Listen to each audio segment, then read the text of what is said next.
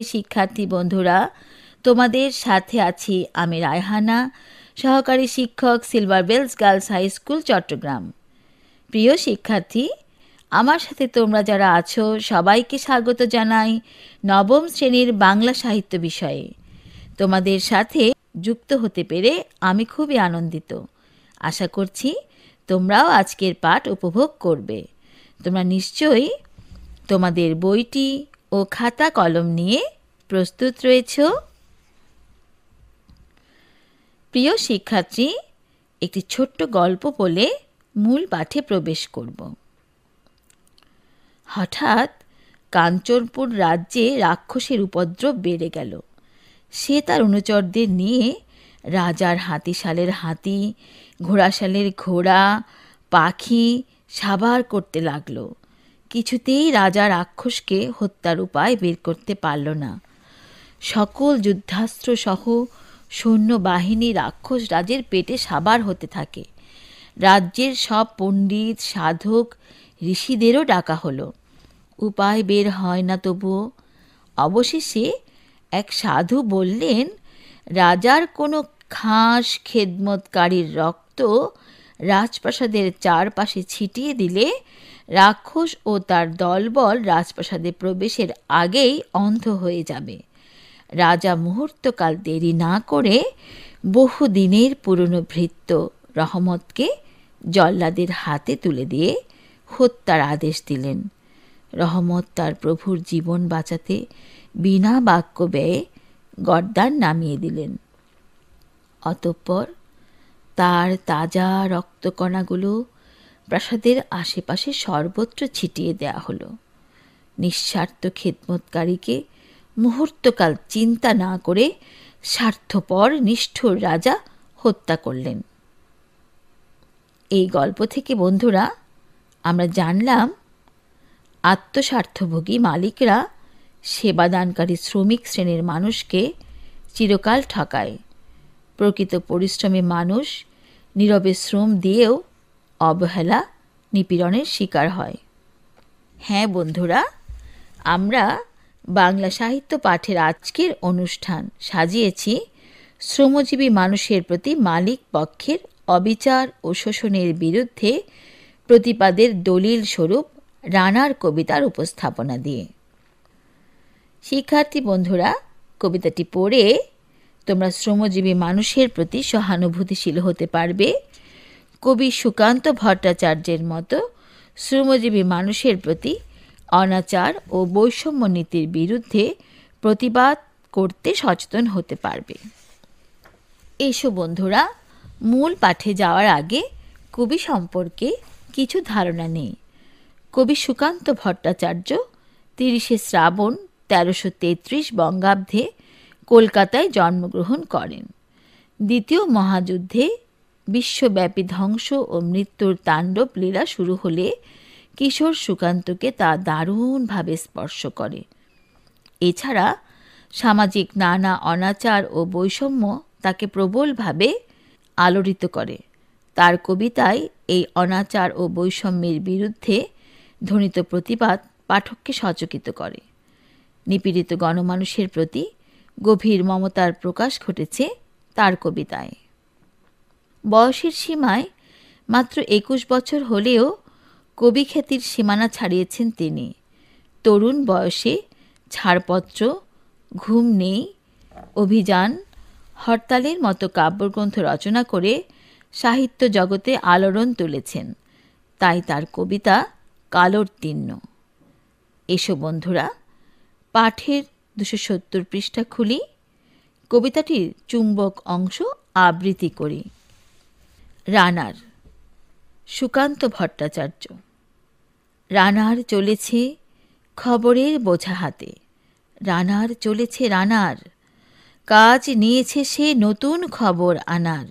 রানার, রানার জানা অজানার বোঝা আজ তার কাঁধে, বোঝাই জাহাজ রানার চলেছে চিঠি আর সংবাদে। রানার চলেছে, বুঝি ভোর হয় হয়, আরো জোরে আরো জোরে, এ রানার দুর্বার দুর্জয়। তার জীবনের স্বপ্নের মতো পিছে সরে যায় বন। আরো পথ বুঝি হয় লাল ও পূর্ব কোণ। অবাক রাতের তারারা আকাশে মিটমিট করে চায়, কেমন করে এ রানার সবেগে হরিণের মতো ধায়। কত গ্রাম, কত পথ যায় সরে সরে, শহরে রানার যাবেই পৌঁছে ভোরে। হাতে লণ্ঠন করে ঠন ঠন, জোনাকিরা দেয় আলো। মাভই রানার এখনো রাতের কালো। এমনি করেই জীবনের বহু বছরকে পিছে ফেলে পৃথিবীর বোঝা ক্ষুদিত রানার পৌঁছে দিয়েছে মেলে। ক্লান্ত শ্বাস ছুঁয়েছে আকাশ, মাটি ভিজে গেছে ঘামে। জীবনের সব রাত্রিকে ওরা কিনেছে অল্প দামে। এর দুঃখের চিঠি পড়বে না জানি কেউ কোনো দিনও। এর জীবনের দুঃখ কেবল জানবে পথের তৃণ। বন্ধুরা, নিশ্চয়ই তোমাদের মনে প্রশ্ন জেগেছে, একজন ডাক হরকরার জীবনচিত্র তুলে ধরতে গিয়ে কবিতাকে রানার বলেছেন কেন? কবি সুকান্ত গভীর জীবনবোধ থেকেই তাকে রানার বলে সম্বোধন করেছেন। রানার শব্দের শাব্দিক অর্থ দৌড়বিদ। কবি এখানে জীবিকার দায়ে অবিরত ছুটে চলা ডাকপিয়নকে রানারের মতোই ছুটতে দেখেছেন। তিনি জীবনের সব স্বপ্নকে পিছে ফেলে কেবল কর্তব্যের বোঝা কাঁধে নিয়ে সততা আর নিষ্ঠার সাথে কাজ করে চলেছেন, নামমাত্র মূল্যের বিনিময়ে। এভাবেই শ্রমজীবী মানুষ যুগে যুগে শোষিত, বঞ্চিত হয়ে চলেছে। তাদের জীবনের দুঃখের কথা কেউ জানতে পারে না। একজন ডাক হরকরা রানার কবিতার চরিত্র ভূমিকায়। তিনি এখানে শ্রমজীবী মানুষের প্রতিনিধি। ডাক হরকরার কাজ প্রিয়জনের কাছে ব্যক্তিগত চিঠি ও প্রয়োজনের চিঠি পৌঁছে দেওয়া। রানাররা এতটাই দায়িত্বশীল, কোনো কিছুই তাদের কাজের বাধা হয়ে ওঠে না। রাত হোক, দুর্গম পথ হোক, দুর্যোগপূর্ণ আবহাওয়া হোক, নিরন্তর তাদের এই কাজ করে যেতে হয়। চিঠি মানেই সুখে আনন্দে শোকে ভরা সংবাদ। এজন্যই অপেক্ষায় থাকে প্রিয়জনেরা। প্রিয়জনদের কাছে যথাসময়ে খবর পৌঁছে দেওয়া খুবই জরুরি। রানারের তাই ক্লান্তি নেই, অবসর নেয়ার অবকাশ নেই। তিনি ছুটছেন, এই মহান পেশায় নিয়োজিত রয়েছেন। তারাও যে মানুষ হিসেবে কতটা মহৎ হতে পারেন, কবিতাটিতে এই ভাবনার প্রতিফলন লক্ষ্য করা যায়।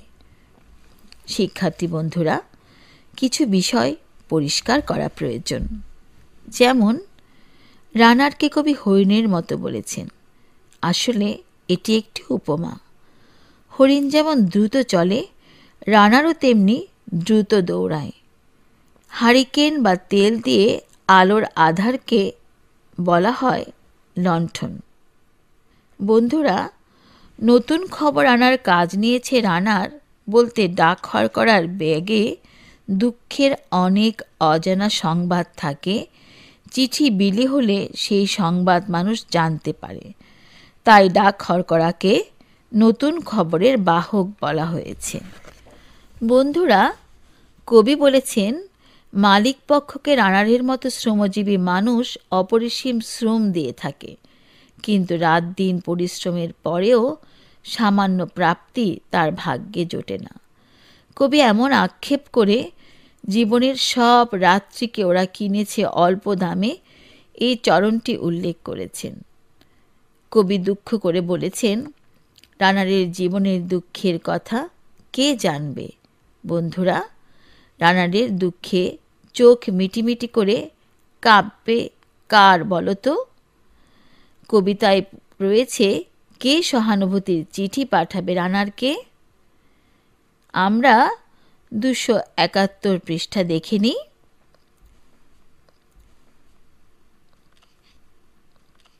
সহানুভূতির চিঠি পাঠাবে বন্ধুরা ভোরের আকাশ। চোখ মিটিমিটি করে কাঁপবে তারাদের। রানারের দুঃখের কথা জানবে কেবল পথের তৃণ। কবিতার চরণে চরণে এমন অনেক প্রশ্নের উত্তর জানতে হলে কবিতাটি বারবার আমরা পড়ব, তবেই ভালোভাবে মনে রাখতে পারব। ধন্যবাদ শিক্ষার্থী বন্ধুরা। আশা করছি আগামী বাংলা পাঠের আসরে আবার সবাই মিলিত হব। সবাই ভালো থাকবে, দেশ ও দেশের মানুষকে ভালোবাসবে। ধন্যবাদ।